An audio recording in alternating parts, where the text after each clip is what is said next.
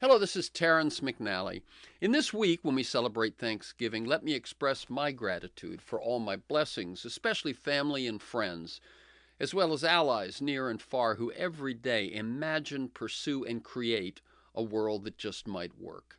In keeping with the holiday and combining good news and food, here's my 2019 conversation with Paula Daniels, co-founder and chair of the board of the Center for Good Food Purchasing. You can learn more at goodfoodpurchasing, all one word, .org.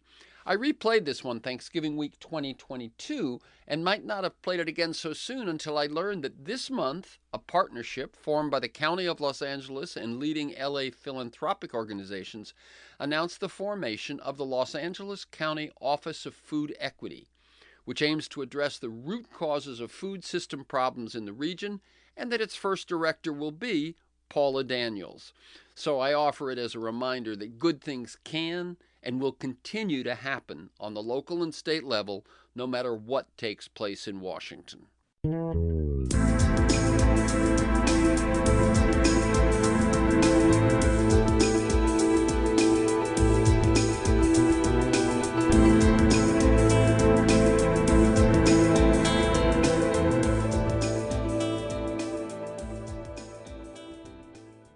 Hello, I'm Terrence McNally. Welcome to another episode of Freeform, a world that just might work. And I'm speaking today with Paula Daniels, co-founder, chief of What's Next, and chair of the board of the Center for Good Food Purchasing. And you can learn more at goodfoodpurchasing.org.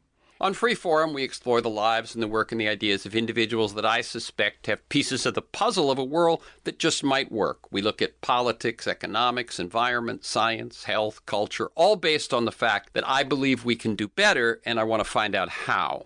The show streams weekly on the Progressive Voices Network on TuneIn.com. Podcasts are available anytime, anywhere on Apple Podcasts, Google Play, Podomatic.com, most major podcast sites, and at my site, terrencemcnally.net, TERRENCEMCNALLY.net. Now to today's guest, and some good news. When people ask what I mean when I talk about a world that just might work, I say that, first of all, it's rooted in seeing reality as alive, dynamic, and interconnected rather than dead, static, and separate.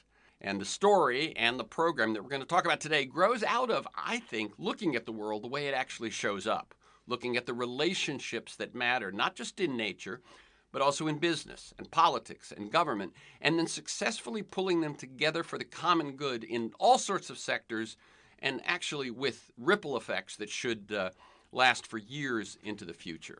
The Center for Good Food Purchasing transforms the way public institutions source food. It uses the power of procurement to create a food system that prioritizes the health and well-being of people, animals, and the environment, and it does so through the adoption of the Good Food Purchasing Program by a growing national network of major institutions like school districts.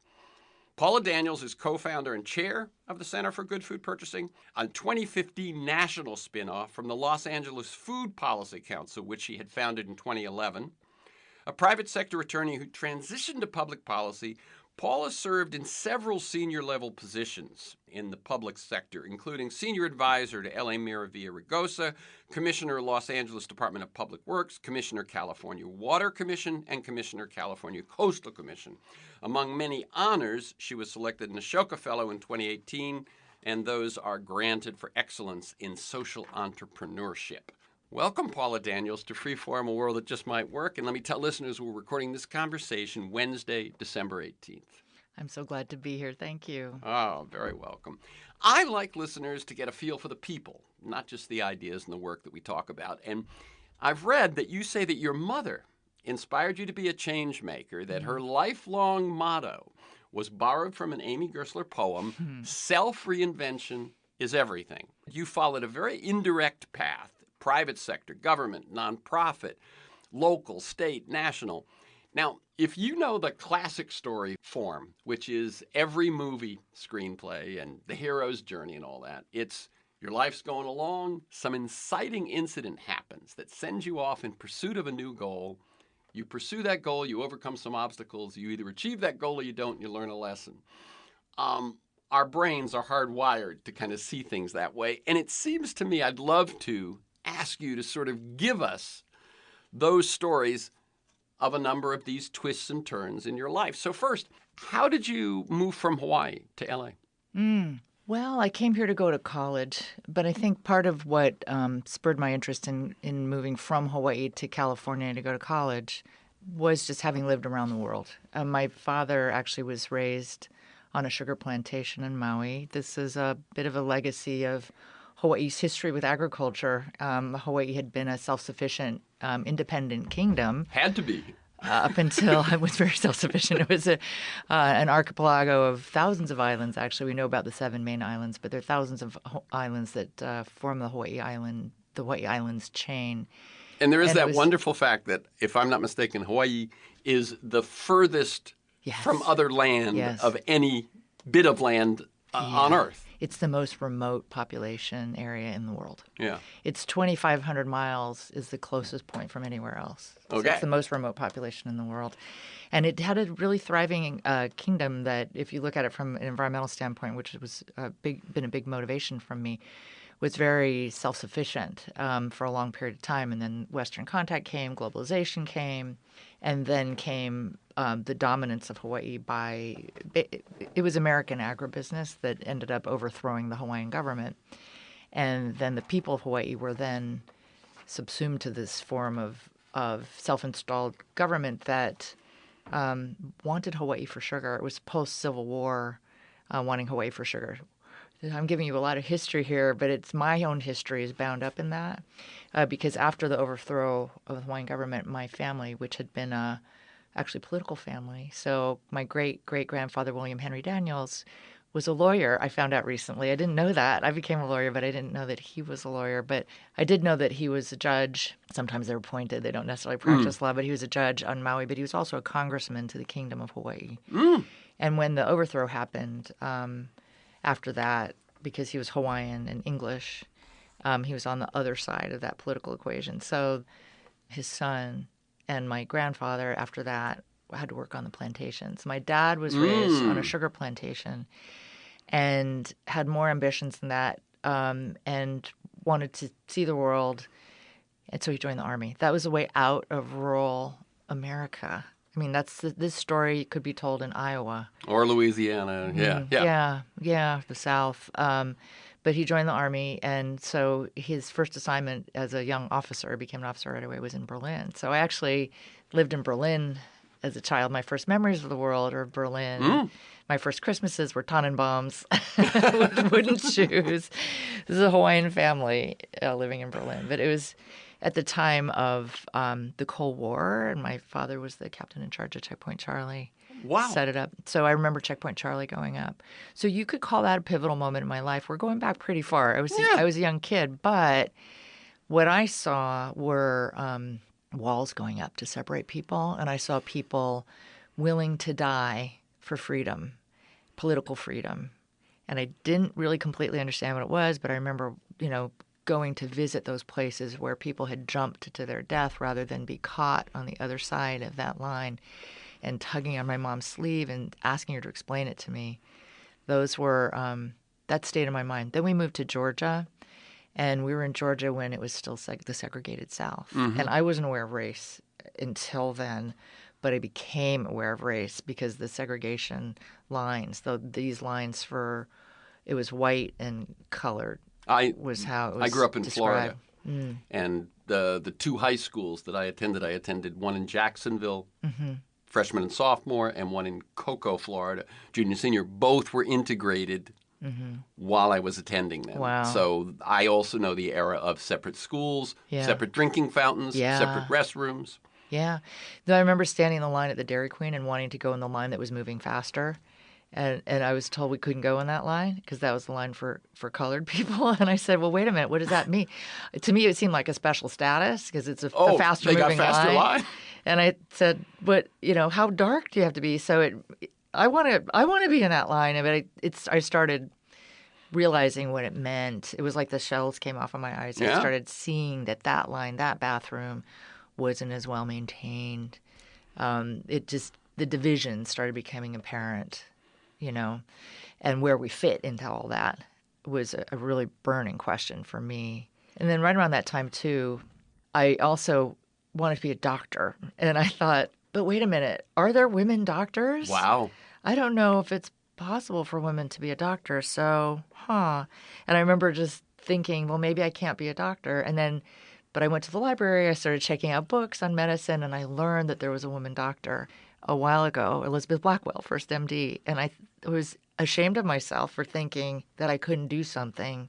And that was a pretty pivotal moment in my life. I thought, I will never again put a limit on myself for thinking I couldn't do something because it hadn't been done yet. Right? That sort of raised that question in my mind about why do we put these limits on ourselves? Yeah, and this will come up in the conversation again, because one of the things that I want people to draw from this conversation is how, let's say, good food purchasing has happened, how an idea becomes a reality and then grows and goes through whatever it has to go through. But part of it is that belief that just because it doesn't exist, just because it's big or whatever, or just because it means business and government have to get along, doesn't mean it's impossible. Yeah, that's right. And it was, I really appreciate you bringing up my mom who passed away this year.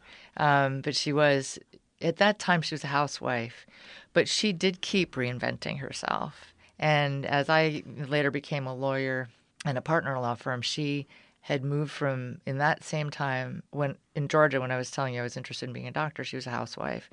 She went back to school when I was 13. She ended up, getting her master's degree when I was in high school.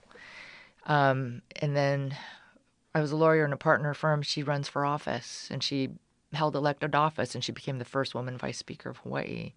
She made a lot of big difference in Hawaii.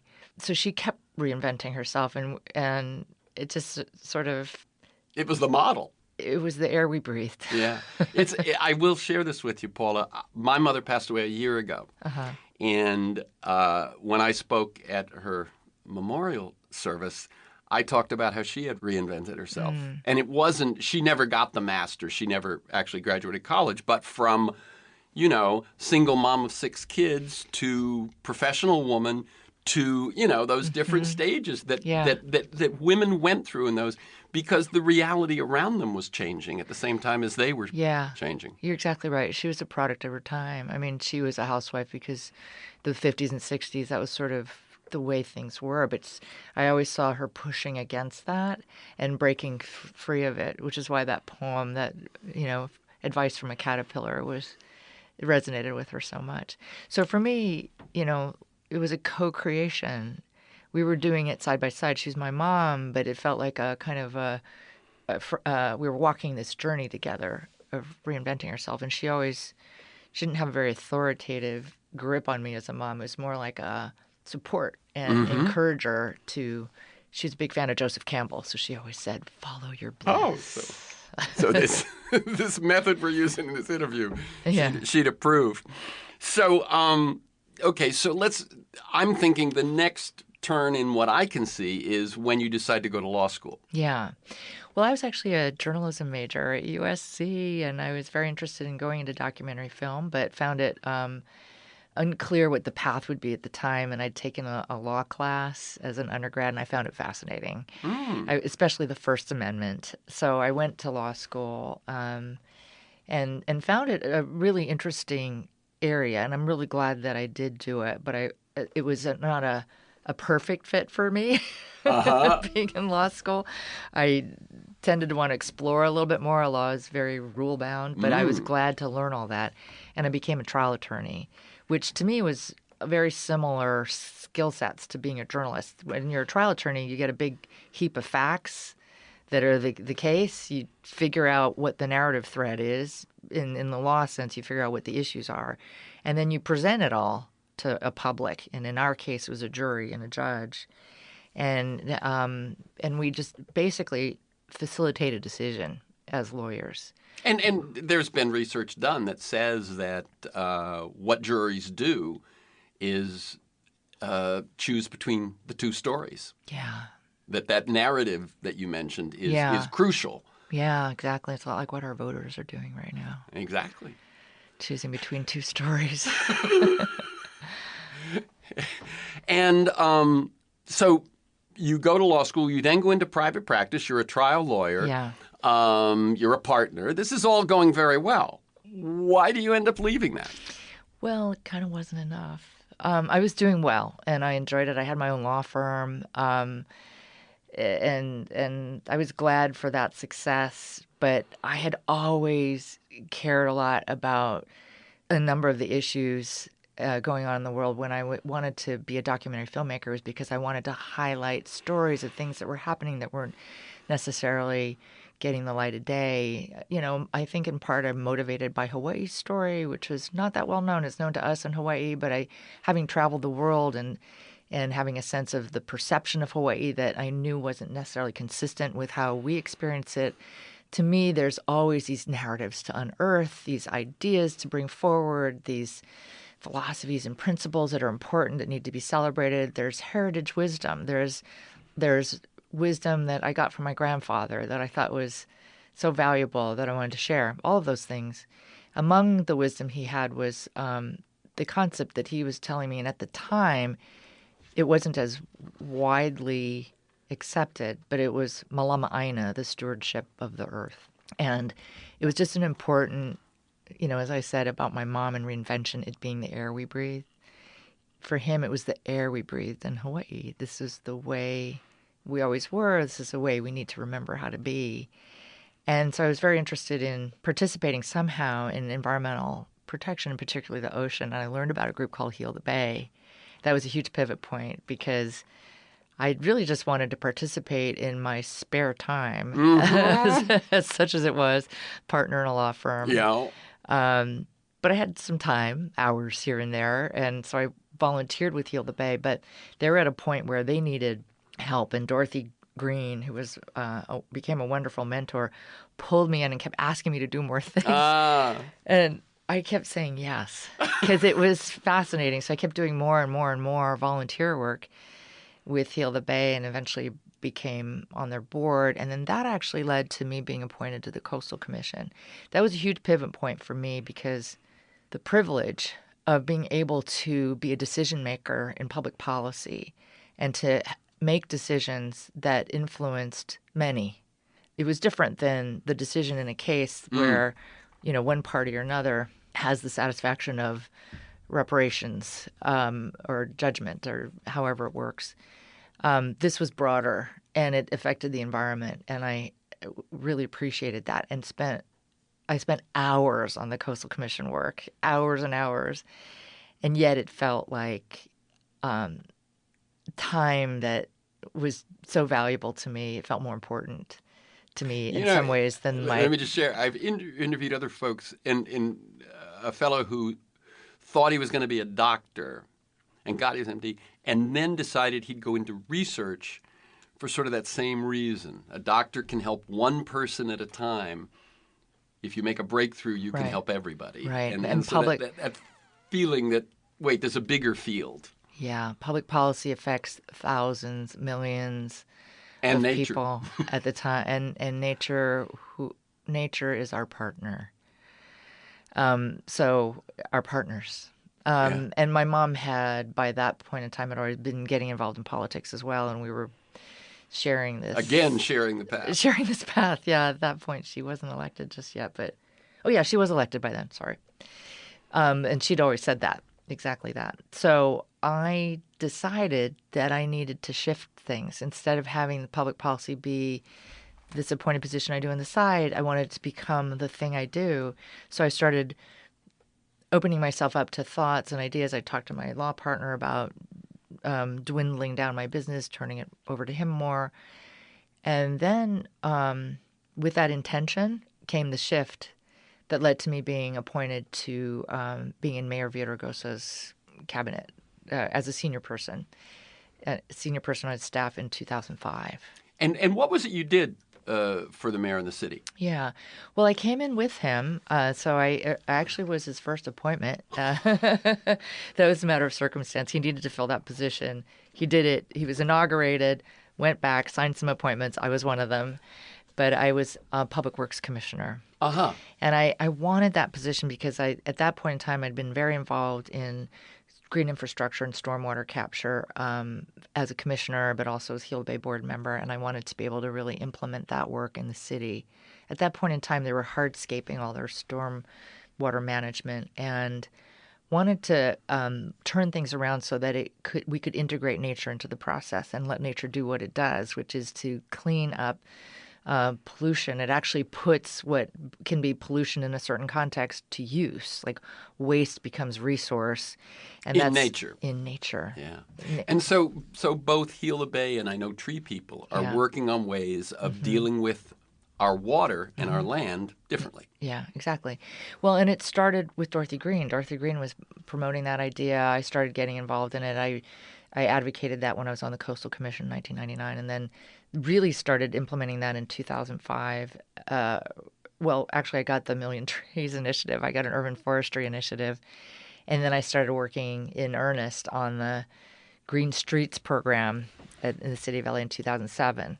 So from 2007 to 2011, we adopted a new ordinance that required all new and redevelopment to capture, infiltrate, or treat all the runoff from a 3/4-inch storm, which would then clean up the pollution and recharge the groundwater, and also allow for more green infrastructure, more natural space for that, which would would also serve as carbon sequestration, and soil health. All the different loops, all the different feedbacks. Exactly. Yes. So we adopted the ordinance. We had a management committee working on this, the Green Streets Committee. We changed the engineering guidelines so that those types of designs would be the rule, not the exception. They could be pre-approved. We created a workforce development program. So we did a lot along those lines. And then I had an opportunity to work on food policy. Now, how did it go from public works to food policy? Yeah. Well, this was something that happened on the side. So this is one of those again kind of aha moments. Starts on the side. Yeah. Well, and then takes over. Exactly. So I had been a governor's appointment to the Bay Delta Authority, which oversaw the State Water Project, and I was still on that during the time I was on the Public Works Commission. And that gave me a very close working relationship with agricultural interests in the Central Valley and how they interact with government. I'd learned about it in the abstract before that, but then actually worked with the folks who were trying to make things work for them in agriculture, but also, had maybe some differences of opinion on water use. In that time, like around 2004, so I started thinking that it would be really agriculture responds to market dynamics. It's a private system, basically. It's not as regulated as water or air or energy. Mm-hmm. And that market dynamics were important. And I kept thinking that it would be really important to aggregate the market demand of our urban areas to send market signals to agriculture about the values that I knew we cared about in the urban areas, which were environmental protection, supporting local economies, fair labor, all of those things. And so I was talking to my friends in the environmental community about it, like, shouldn't we do something like this? Everybody thought it was a great idea, but everybody was pretty busy with their own work. But it was an idea that kept percolating in my mind. And then in 2009, so 10 years ago, a friend of mine who's a deputy mayor in the mayor's office, Larry Frank, had wanted to celebrate the 30th anniversary of farmers markets. Uh-huh. So they'd started in 1989.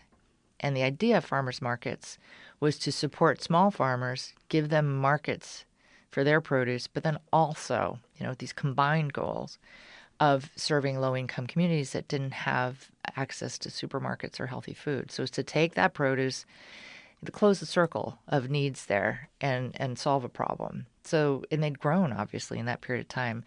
So Larry's a very deep public policy thinker and a really phenomenal organizer and community-based, rooted in community and working on multi-sector collaboratives.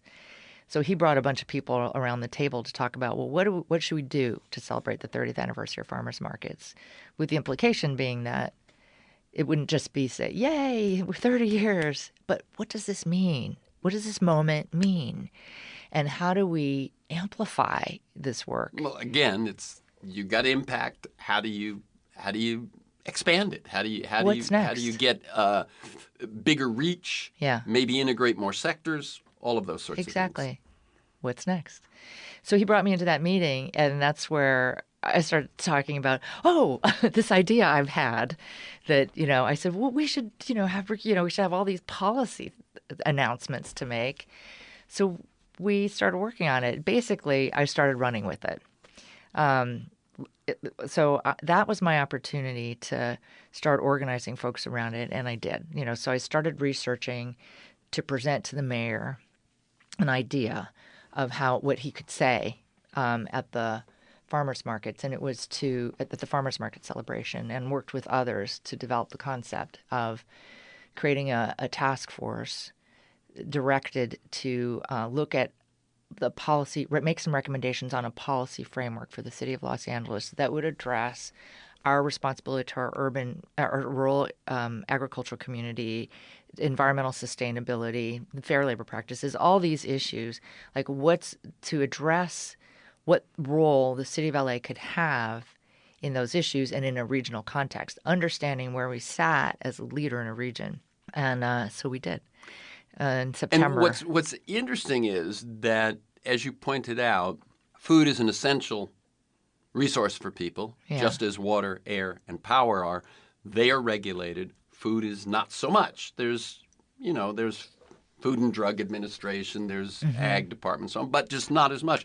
And what you're solving here or exploring the solution to is, if it's not going to be by regulation telling people exactly what to do, how do we use the power of a city to influence things, right? And that's the interesting flip here, is that it's the city as consumer, isn't it? Exactly right. Yeah, and that the city as a consumer has an awful lot of power, and we wanted, as you said, to harness that power.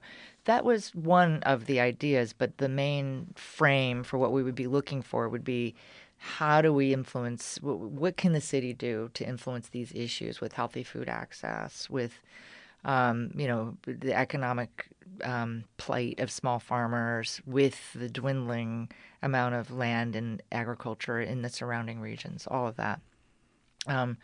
So he did announce this. He did agree to it. He thought, we presented the idea to him. He thought it was a good idea, and basically let us run with it. He was really, years later, he said, I hadn't campaigned on food policy, but I'm really glad we did this. It was one of the best things we did. And he saw immediately how important it was, and how cross-cutting and valuable working on food systems work would be, from all the reasons we mentioned. And so what you did was you created a policy. What does that mean? Yeah. So, we created a task force first, and then it was a small task force of 20, because we were tasked with producing a report, and we wanted to produce it in July of 2010, and we did. So we met. I hired a coordinator. Her name's Alexa Delwich, who's my co-founder now, and she helped organize us, the 20 of us, and it was a cross-sector group deliberately chosen for representation across the food system spectrum: farmers, business people who worked in food businesses, advocates in hunger issues, public health professionals. And because LA is not a combined city and county, we had to work across jurisdictional boundaries, so we had county representatives, et cetera. And, we did what people do in a task force. You meet and talk and share your ideas, but people are experts. And then we also had a number of listening sessions, and we had 3 urban-rural roundtables, because the urban-rural connection was a really important one. And bringing farmers and the farming community, the agricultural community, into this in a robust way was very important. So included in our task force was the Secretary of Food and Agriculture, who at the time was A.G. Kawamura. So we had a lot of conversation around what everyone thought could happen and was important to happen, synthesized it, and to Alexa's credit, she was just brilliant at pulling, making sense out of a lot of this and pulling it into a good frame. Well, as you say, you have a task force of 20, yeah, all experts in their own field, all coming from these different areas, a lot of talk. That ability to pull out what's going to work with what else is going to work and those sorts of things is a key piece of this. Pulling a structure out of all of that and making sure it honored everyone's That's right. That's views. what I mean. Yeah. That you're not that everyone feels you got all these people talking. That everyone feels that policy we've come up with It reflects us. us. And not all ideas survive that process, right? So having people understand why. Yeah. Like here's the common place. And that was the point of it. Where's the place of agreement that we all know and agree that we can work on? So from that, we came up with the 55 action steps that formed our Good Food for All agenda, but that was organized into 8 action areas. And then we also recommended that there be a food policy council. Among the action steps and the other recommendations was a procurement policy, a purchasing policy. It was one. One of many. Yeah. So we then got the blessing of the mayor to create a food policy council. We started figuring out the organizational structure for it, and then we had our first meeting, recruited more people, et cetera, and had our first meeting in January of 2011. And we had a working group structure that included other members other than those who were actually council members. On the original task force or on the council. Or in the council. Yeah. Because what we had learned in the listening sessions as we were doing our task force work is there was a lot of interest in this. So there were listening sessions on urban agriculture and hundreds of people would show up. Listening sessions on fair labor, dozens of people. I mean, we had a lot of people showing up. So seeing how much interest there was in this issue made us think about what kind of structure could we have where we can incorporate all that feedback but still have a decision-making Still get process. something done. Yeah, exactly. So we created a structure where the board, the Food Policy Council really became a board, and it was a 40 because it was, diverse representation. We also had gender and ethnic diversity represented on the board, but we also wanted them to be decision makers and leaders in their field. So it would be the CEO of the food bank was on, for example, and the head of chronic disease and injury prevention, so decision makers. But then we'd have the working groups operate as subcommittees and would work out, we'd get lots of input from everyone on what the policy agenda would be in that issue area. So creating a good food economy was one bucket that the good food purchasing came in. So we had lots of people working on that in committee and then had a proposal, and that came through the leadership board to then agree, have more input and agree on, and then we would start moving forward on it. And it was very iterative, very fluid process. You said at the top of the hour about the world is dynamic and fluid, and indeed it is, and decision-making could and should be the best decision-making, dynamic, fluid. It incorporates all these ideas and synthesizes them. And as I said, the world actually exists as a set of relationships. Yeah. I think it's not a set of things or a set of it's the relationships. And so what you're dealing with is those between commerce and government, between health and nutrition, between environment and all of these things. Yeah. And that people feel heard and are heard. Yeah, exactly. And so the policy that emerges from this council is what?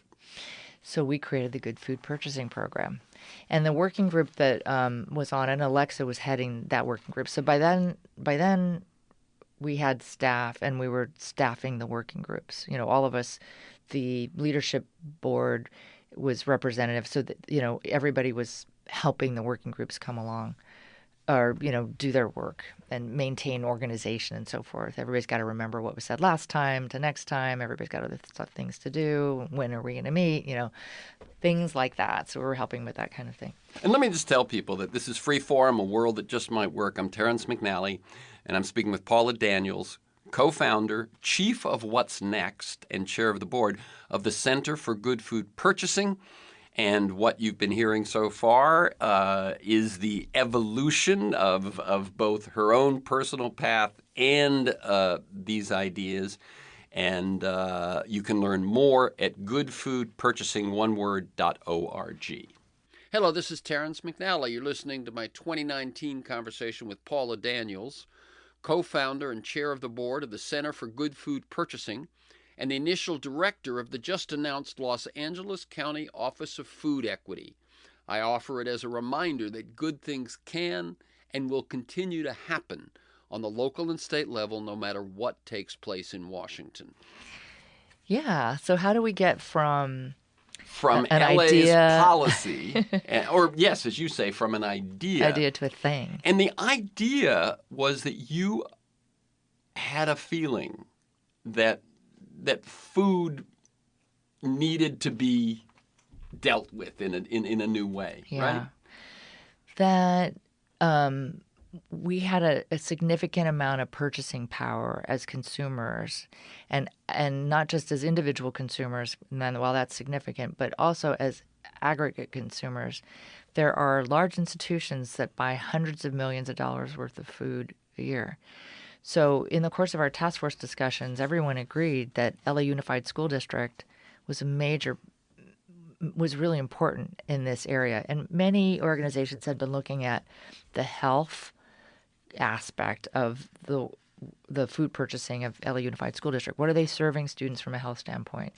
But in the course of the task force discussions, everyone agreed that the school district also could have a huge influence on the agricultural environment in a way they hadn't really recognized before. They were buying $150 million worth of food a year. That can make a big difference. They were the biggest food service provider in the LA region. And that's true in a lot of regions, right? In other words, if you can work with the school districts, you've got a leverage point on food. That's absolutely right. So it's true in every region. The school districts are the biggest food service provider. Even in New York, by far, school districts buy more than hospitals and others. They're serving students, hundreds of thousands of students. So LA Unified serves 750,000 students a day. And they serve lunch every day, and they serve breakfast in a lot of schools as well. And in the summer, they get involved in dinner programs, so they're serving a lot of food. So they have a lot of influence. And that first angle, sort of, the health angle, in other words, unlike, I'm just saying, where a large corporation might not be as vulnerable to an approach that says, what about the health of the people you're feeding? The school district, we're talking about the city's kids. Yeah. So you've got an entry point there, right? Yeah, exactly. And there had already been a level of accountability that the school district had been enjoying with their school board and parent groups and other advocacy groups about health. So they were used to interacting with that degree of accountability. And we had on our food policy council the food service director for LA Unified School District. So the people who would implement were part of the decision-making process and the design process. We also had on our working group food processors. We had other, food service companies would show up. We had health organizations, labor organizations. So everybody who had a stake in this, the stakeholders, were part of designing the Good Food Purchasing Program. It was a 2-year process, and it went through an awful lot of peer review and focus group sessions. We kicked the tires on it pretty heavily. I was planning to have the mayor adopt it. I was going to present it to him for adoption. So I didn't ever want to put anything in front of him that I hadn't thought through thoroughly, that I would figure out what the pitfalls are, what the obstacles are, who might have opposition. And to me, if there's opposition, you'd want to sit down, talk to them, and find out what the reason is, to see if there's, something that should change about what you're doing. Opposition often is helpful. It's instructive. Yeah. So I always sought it out so that, by the time it got to him and to the school district, we would have done our diligence, our homework. We would have understood that it could be implemented without it causing them a problem. In startups, this is de-risking, right? There you go. And you were, I don't even know if people were talking about that then. We didn't use those terms. But that's what you were doing. That's what we were doing. That's de-risking exactly right. it politically, de-risking it economically. From a feasibility standpoint, because if we're going to ask school districts to do this, we want to make sure it's something they can do. In part of our research, we've been looking at other policies and dealt with a number of ideas, many of which were had a lot of really important ideals in them, but we weren't sure what does that mean once they start trying to implement it. So out of that whole questioning process, that 2-year process, came this program that we designed. And it was adopted by the city in October of 2012, and then it was adopted by the school board in November of 2012. Then within 1 year of the school, LA Unified School District adopting it, they went from less than 10% local sourcing of produce to an average of 60%. And it redirected $12 million into the local food economy, which is exactly what we had hoped. So very briefly, quickly, what are the ripple effects of that kind of change? When you increase locally sourced from 10% to 60%, what else are you getting as bang for that buck? Yeah, when you redirect that amount of money into local food economy, it means you're supporting a number of smaller farmers and local farmers. So the money stays in the region. And there's an economic concept called the economic multiplier effect, which is that money that is spent here for a local business actually derives almost twice the benefit. Because of indirect and induced effects of having that dollar here. Yeah, let me just suggest to people, if you purchase from a local merchant or you purchase from Walmart, right, there's a margin, and that margin is going to go to Arkansas if you purchase from Walmart, or it's going to stay here in and mean that someone uses it to buy gas, and someone uses it to buy food, and someone uses it to pay rent, and it's that keeping it at home, it just has that multiplier. It has much better benefits, and it can at least double the value of that dollar when it's spent here. So that $12 million redirected in the local food economy probably end up resulting in a much greater benefit, up to maybe $20 million for LA. But it also created 150 new jobs. So that's an example of it. And then they also started sourcing more sustainably produced and local wheat. So there's a huge benefit to it that starts rippling throughout. And that was how many years ago that policy was adopted by LAUSD? 7. Yeah, Okay. 2012. And so now it's just the way things are done?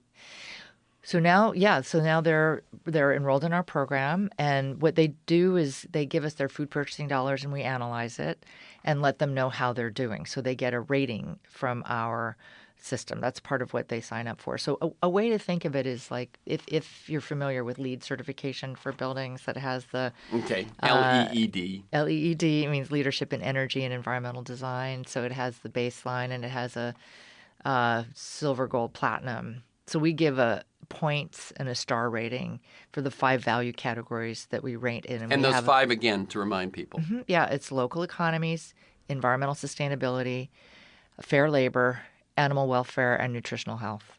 And we have a baseline of 15% purchasing in each category. We describe what qualifies as baseline. We describe how you can get more points. It's very aspirational. And what value do points have? So the points add up to a star rating. And they can get a star rating depending on how the points go. So an example would be in the environmental let's use local. That's probably easier. In the local category, baseline would be buying within state. You could get more points if you buy within a 250-mile radius, more points if you buy from a smaller farmer. So there's increasing points for and what I'm things. saying is besides getting the points, do you derive an extra value from those points? Do they get you something else, a discount on something, or recognition, or is it? Yeah, the points let you know how you're doing. So they give you a star rating. So we've spread from LA. You mentioned we have a center, so we're around the country. So Boulder, Colorado, their school district got a 5-star rating. Oakland got a 4-star rating 1 year. So they know that they're doing well. They can have assurance of their progress. So what's valuable about this is it's a feedback tool. Right. So the school districts are interested in doing well, and everyone is now understanding how important it is for purchasing dollars to really reflect the values. And they agree to all that, and then they want to know how they're doing and how they can do better. So the feedback tool is what is valuable. So you give them a set of guidelines, these 5 areas. Then you give them a lot of, I would imagine, tutoring and training and so on about how to adapt, how to shift what they've been doing to these new to meet these new things, and then you give them metrics of how to measure how well they're doing, and then things about how to improve once you know your measurement. So a lot of people talk about when you set goals, you want them to be measurable, you want timelines, you want them to be real, and it seems like you've done that. In a big way. That's exactly what it is. So they do an annual assessment. So they have an annual assessment that tells them how they're doing. We help them set the goals, as you said. So it's very clear what the pathway is, and that's been helpful. That's what a number of the school districts like a lot, which is why they're all signed. We have 40 institutions enrolled now. Well, what I was going to say is let's talk about that moment then. So it's been well, I mean, if you're changing a food system, that's like turning an aircraft carrier, right? So it seems like, that would take but it has taken time. You've taken a couple of years. You've had lots of meetings. You've had lots of talk and so on. Once you've got LA up and it seems to be working, it's adopted and working, how quickly do you think, well, we can go bigger than this? It happened fairly quickly because at the time I moved from being a public works commissioner to being the mayor's senior advisor on food policy. And that happened in 2011. In 2012, he became president of the U.S. Conference of Mayors. And I recommended and he agreed to create a food policy task force at the U.S. Conference of Mayors. Yeah. So we did do that. We created a food policy task force at the U.S. Conference of Mayors, and so I participated in a number of meetings with with other mayors and other my counterparts in other cities that were assigned to work on food. So we were sharing best practices. So every time any one of us did something, we'd share it with the other. That was part of it. There were other things we did as well. We advocated as mayors on the Farm Bill for a more holistic Farm Bill policy. We, for the first time, sent a letter to all the the key congressional and Senate representatives that went beyond talking about food stamps or SNAP, the Supplemental Nutritional Assistance Program, and talked about our responsibility to our rural agricultural economy, basically talking about agroecological principles. So we did all that. We've done shows over the years here on farm policy, and that most people, I think, don't realize the extent of what farm policy actually, the influence it has. And as you say, to go beyond, to actually take new factors into account besides, let's say, just food stamps. And that food policy or farm policy had for years been something that just a few ag representatives had in their back pocket, and they did it so that the subsidies worked for their farmers and so on. And this notion of using the Farm Bill to actually have these other values in mind has been a growing one, but now you've got the Council of Mayors. Well, we started we actually passed a resolution in 2012 and 2013, and submitted letters, met with the Senate Ag Committee, did all of that work with advocating for that more holistic Farm Bill policy and showing how we cared about that issue. We cared about the rural issues. We cared about our rural community. We saw our role in helping the surrounding regions, the rural agricultural economy thrive, and that we wanted to manage that responsibly and needed the support of the federal government and the Farm Bill. So we were doing things like that, and we also you've said, I'm cutting in, but you've said that this notion, I have often talked also on this show about the urban-rural divide and how it's really wreaking havoc on our culture and democracy and so on. And that's something that, I mean, you now have mayors who are mostly urban. That's who gets the big attention in now saying, wait, we care about you, and finding ways to work together with rural. That was important because in advancing the idea of the food policy back in 2009 and all the years since, part of the work, the good work, I say it as distinguished from hard work, part of the work was changing the narrative around our role around food. So helping people, like shifting the frame, talking with folks about how, as city leaders, our responsibility is broader than making sure people get food. It's about how the food is produced. It's about using all the influence we have as cities to work with, to better, to like help our rural communities thrive in the way that we know our values are expressed, but have it be a dialogue, really. Not a monologue, but a dialogue. Right. So that was shifting that perspective and having everyone embrace that concept was part of the conversations in the beginning, but that's where it is now. So now you have the C40, the international group of the top 40 cities in the world is how it started. And Mayor Garcetti is president of the C40, but they have a food and cities policy platform recognizing the role that cities have in the food system. It was a new conversation in 2009. Yeah. But it's been increasing in that time, which is terrific. I think we've got a sense. So now, what I will ask you very briefly, and then I want to get sort of a couple of lessons learned piece. What's the status right now? How many cities, how many students, how much money? Yeah, so we're in over 40 institutions in 18 cities around the country. So institutions means the school district, park and recs, jails, some universities, that sort of thing. So more than school districts when I say institutions. Yeah. So we're in the top 3 cities, LA, Chicago, New York. We're partnered with the Urban School Food Alliance, which is the top 11 cities in the country. And I just know, I have some numbers on that one just so people can get a sense of this Urban School Food Alliance represents 4,500 schools, 2.5 million students, $552 million in food service each year.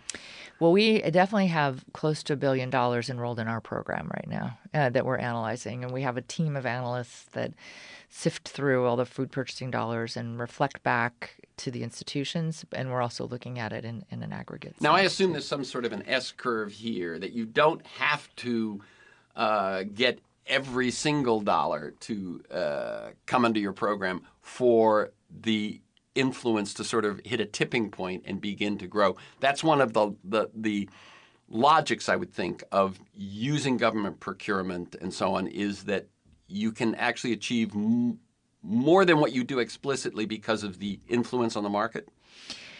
Yeah. Well, so when you have the biggest institutions in a region enrolled in this program and creating this market demand, it has an influence on the market for sure, and it has a ripple effect. And we actually think that, for those places that want to shift their purchasing, Hawaii, for example, has a goal of getting to 30% local production by 2030. Rather than try to assess all the food purchasing dollars in the whole state, which they've been trying to do for a while, they could look at what the large institutions are purchasing and use a program like ours to assess what the large institutions are purchasing, because that will serve as a strong indicator of where your local food purchasing dollars are. Sure. But it also then helps, if they're all doing the same thing, if they're all coordinated along those lines, it'll help spur the creation of the value chain infrastructure needed to support it. So the distributional infrastructure, the supply side, it'll help spur demand. Mm-hmm. So we've got about 4 minutes. Okay. So one thing I'm just going to mention and set aside is I said you were an Ashoka Fellow. Yeah. That's ASHOKA. Right. It's a benevolent Indian emperor from centuries ago is what it's named after. But Ashoka is something I've been following for, since pretty much when it started. A fellow named Bill Drayton who I was thinking about him, and one of the things was I filled in for Rachel Maddow on our old Air America show on Christmas Eve one year, and I booked Bill as one of my guests because I felt Christmas, good news, Ashoka. But people look up Ashoka because Ashoka and Bill are, if not the originators, certainly the ones that spread the notion of social entrepreneurship, which is taking entrepreneurship, which we usually associate with solving business problems, with entrepreneurship that solves social problems and has social impact. And you are one of the fellows. We don't have time to talk about it at length, but check it out. It's a very wonderful model and so on.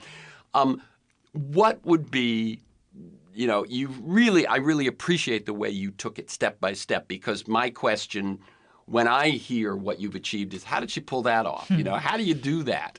And so you've mapped that out. What would be kind of, if you had 2 minutes, the biggest lessons learned from this work? Yeah. Well, one is if that people want to make social change. One is that it always takes a village. These big shifts happen only when everyone's on board with it. But the other is, I think, to have a clear sense of what you want to achieve and to maintain that, keep that in mind. I guess the best analogy I'll use is I think of the voyage of the Hokulea, which was in 1976. It was and Nainoa Thompson, who's 2 years older than me, went to the same high school, wanted to embark on a journey to prove that Hawaiians knew how to use traditional voyaging techniques, and they didn't drift into Hawaii. They deliberately found it. And in his training for using celestial voyaging techniques to get to Tahiti, the person who taught him how to do this, Malau Pilag, the traditional navigator, taught him how to always keep Tahiti in mind as he started on his voyage.